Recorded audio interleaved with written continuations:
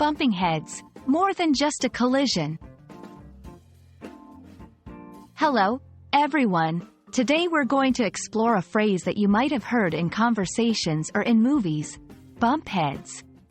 At first glance, it might seem like a straightforward expression, but there's more to it than you might think. So, let's dive in and unpack the meaning and use of this interesting English idiom. When we think about the words bump and heads, we might imagine two people accidentally knocking their heads together. However, as an idiom, bump heads doesn't usually refer to a physical action. Idioms are phrases where the words together have a different meaning than the individual words suggest. Bump heads metaphorically means to have a disagreement or a clash in opinions with someone else. It's often used in situations where there is a conflict of interest or a strong difference in viewpoints that leads to a figurative head-to-head confrontation. To better understand how bump heads is used, let's look at some examples. The project managers tend to bump heads on the direction of the project, which can delay our progress. I hope the committee doesn't bump heads over the new policy changes. My sibling and I used to bump heads all the time, but we're much closer now.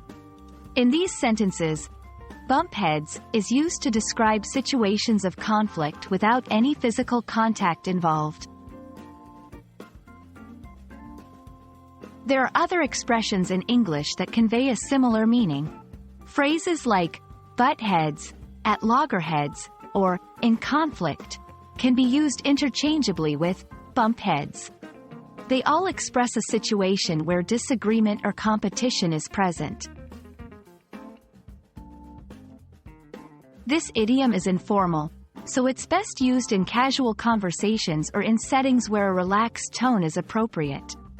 It's not typically used in formal writing or in very serious situations. Knowing when and with whom you can use certain idioms is an important part of learning English.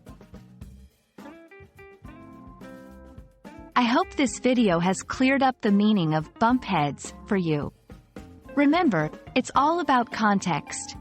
And while you might not want to bump heads with someone in real life, it's a useful expression to understand and use when discussing disagreements in English. Thanks for watching, and don't forget to practice using the phrase in your conversations. Until next time, keep learning and stay curious.